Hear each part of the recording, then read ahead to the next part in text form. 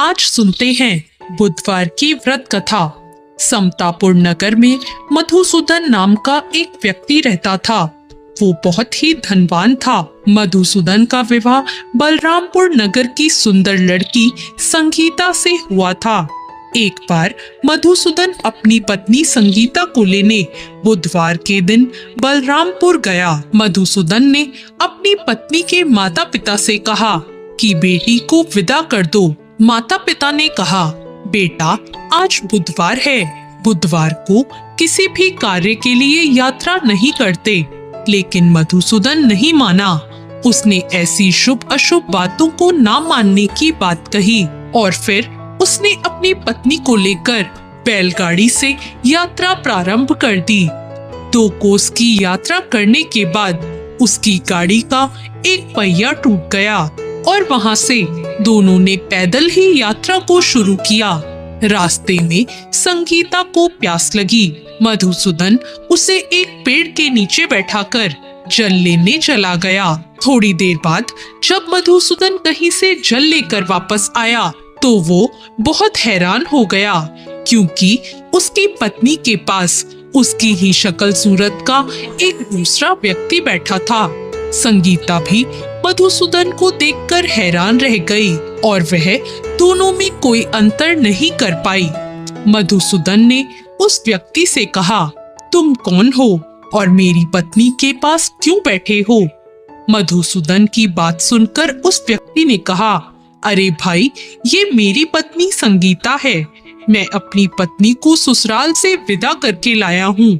लेकिन तुम कौन हो जो मुझसे ऐसा प्रश्न कर रहे हो? मधुसूदन ने कहा, तुम जरूर कोई चोर या ठग हो। ये मेरी पत्नी संगीता है।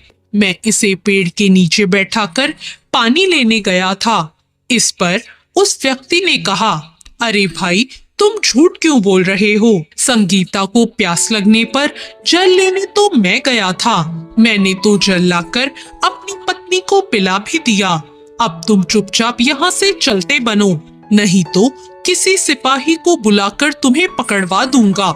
दोनों एक दूसरे से लड़ने लगे। उन्हें लड़ता देखकर बहुत से लोग वहां इकट्ठे हो गए। नगर के कुछ सिपाही भी वहां आ गए। सिपाही उन दोनों को पकड़कर राजा के पास ले गए और उनकी सारी कहानी सुनकर राजा भी कोई निर्णय नहीं कर पाया। संगीता भी उन दोनों में से अपने वास्तविक पति को नहीं पहचान रही थी। राजा ने दोनों को कारागार में डाल देने के लिए कहा। राजा के फैसले पर असली मधुसूदन भयभीत हो उठा। तभी आकाशवाणी हुई, मधुसूदन, तूने संगीता के माता पिता की बात नहीं मानी और बुधवार के दिन अपनी पत्नी को अपने ससुराल से लेकर घर की ओर प्रस्थान किया। यह सब भगवान बुद्ध देव का प्रकोप है। मधुसूदन ने भगवान बुद्ध देव से प्रार्थना की कि हे भगवान, मुझे क्षमा कर दीजिए।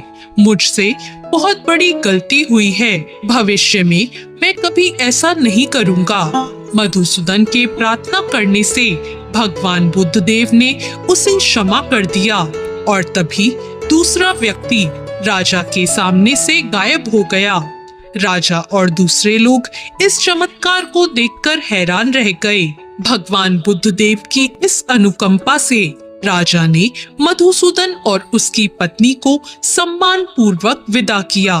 दोनों समतापुर की ओर चल दिए। मधुसूदन और उसकी पत्नी दोनों बुधवार को व्रत करते हुए आनंद पूर्वक अपना जीवन बिताने लगे और इसी तरह भगवान बुद्ध देव की कृपा से उनके यहाँ खुशियां बरसने लगी। और इसी तरह जो भी विधिवत बुधवार का व्रत करके कथा सुनते हैं, भगवान बुद्ध देव उनके सभी कष्टों को दूर करते हैं।